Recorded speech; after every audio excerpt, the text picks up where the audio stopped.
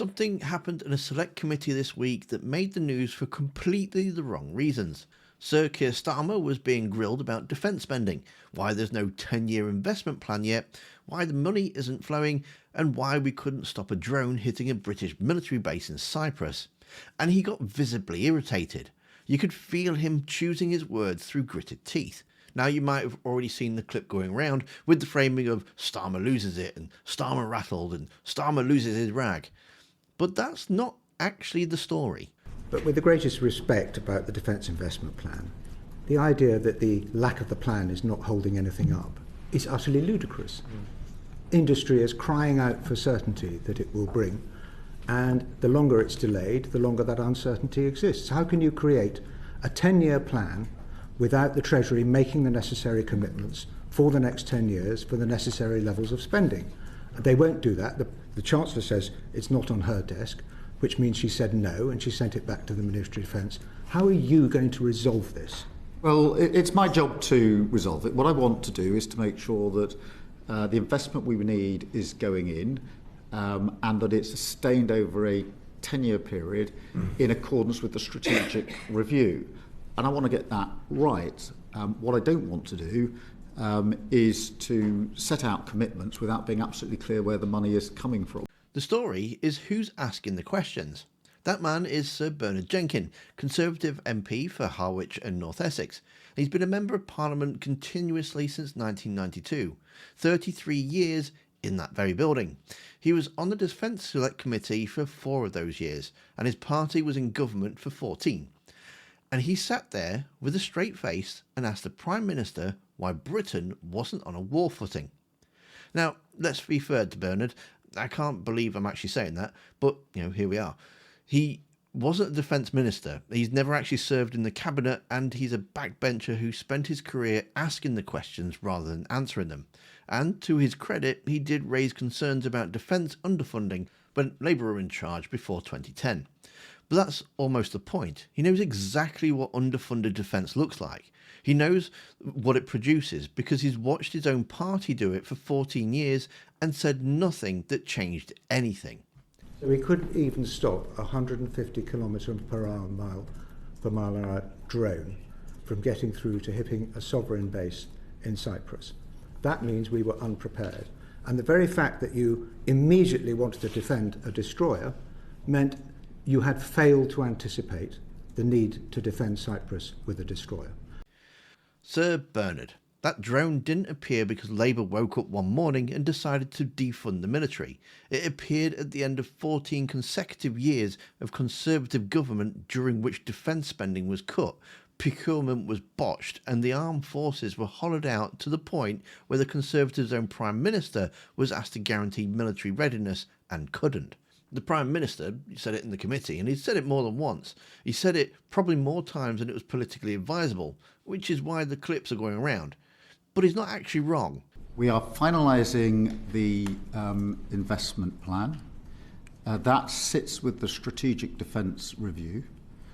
It smacks of an enormous complacency. Well, this smacks of the fact that for years there was underinvestment by the last government and the stripping out and following out of our armed forces. We've had 18 months Copyright to deal Ben with that. Wallace, who was the I'm Defence not Secretary. making a party political point. Well, honestly, I agree with Ben 14 Wallace. years of underinvestment, I agree with 18 Ben months for Wallace. Labour government. But take drones, for example. We're picking up the underinvestment of your government. Last one, Mr. Chairman. But because of the significant underfundment of the last government, we have to make sure that we get this right. To be perfectly honest, the zero-based review has thrown up all sorts of practices in the MOD, which have gone on for years, with overcommitment, underfunding, nothing done on time. All of that, I've said, I want the slate wiped clear. I'm not going on like that anymore. You see, he's not actually making that up. The Strategic Defence Review that Labour inherited found commitments that had been made with no funding attached, programmes that had been announced but not paid for, an MOD that had been running for years with overcommitment, underfunding and nothing done on time. That's what 18 months of Labour government walked into. And Bernard Jenkin, who watched it all happen and sat on the committee that was supposed to scrutinise it, whose party presided over every single year of it, wanted to know why it wasn't fixed yet. How many defence reviews do you think took place during the Second World War? Well, I don't know off the top of my head, but I know that Well, the I've got answer one is in front of none. me. Well, because when you are at war, you get on with it. You don't wait around for a plan. With the greatest respect, Sir Bernard, and I'm deploying that phrase in its truest parliamentary sense, you lot didn't get on with it either. You got on with the cuts and the deferrals, and you got on with announcing things that had no intention of funding, and now you want a government to fix it by next Tuesday. But here's what's really interesting this week, because it wasn't just Bernard.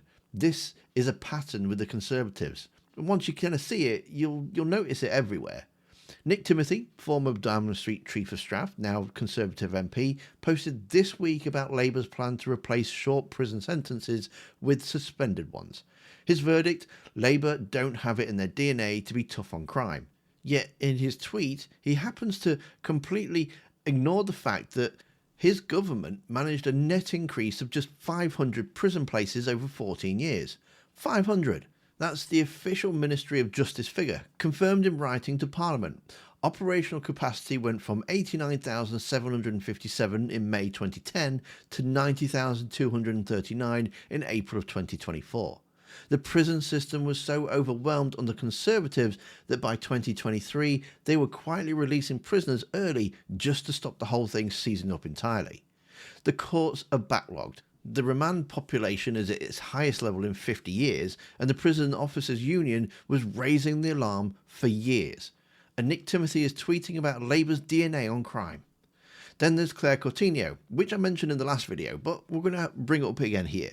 She was a Conservative Energy Secretary, and she held the actual job, the actual title of Secretary of State for Energy Security and Net Zero from August of 2023 until they lost the election in July of 2024.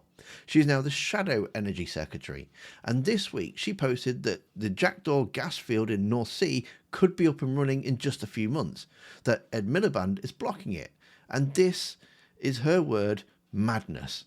Here's the thing though, Claire Coutinho and the North Sea drilling, in November of 2023 when she was the Energy Secretary, she went on BBC Breakfast and she was asked whether the North Sea licensing plan, which she's advocating for right now, would actually bring energy bills down, and she said, and in terms of household bills, I can't hear you saying that it would make any difference at all.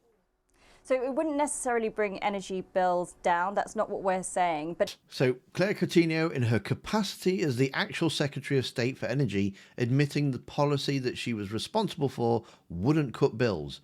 She knew, she said it right out loud, right there on television, and now she's tweeting that it's madness that they're not doing it. And then to top it all off, there's the leader. So Keir Starmer convened a COBRA meeting this week to look for support package for families and businesses struggling with the costs. The kind of emergency response to a cost of living squeeze that you think any opposition leader would at least engage with on its merits.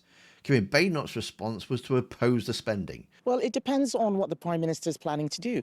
He doesn't have any money. If he's creating a support package, that's going to be done with taxpayers' money. And I worry about the way Keir Starmer and Labour are spending taxpayers' money. I'm very, very concerned that everything they touch, they make worse. So right now, I think he should do the things that aren't going to cost taxpayers' money, scrap the green taxes that are making all our lives miserable and energy costs go through the roof, drill in the North Sea, and stop his fuel duty hike plans. Call for green taxes to be scrapped and demand a drilling in the North Sea. The North Sea, again. The North Sea that Claire Coutinho, the woman Kemi put in charge of it, publicly admitted wouldn't bring bills down. She's just a joke of an opposition. This is the party that broke the country's defences, broke the prison system, broke the energy policy and broke the public finances, and has spent every day since the election standing on the side of the road, arms folded, tutting at the recovery effort. Starmer lost his temper in that committee room, and I'm not going to pretend that he handled it perfectly, because, well, to be honest, he didn't. The "I'm clearing up the mess I inherited" line is starting to wear thin as a rhetorical move, even when it's factually true. And he's reached for it about 4 times in 20 minutes. But Bernard Jenkin, asking him how many defence reviews happened during the Second World War, apparently as a way of suggesting that Starmer should just get on with it without waiting for a proper funded plan. Well, the answer, as Jenkin helpfully supplied, is none. But do you know what else happened in the Second World War?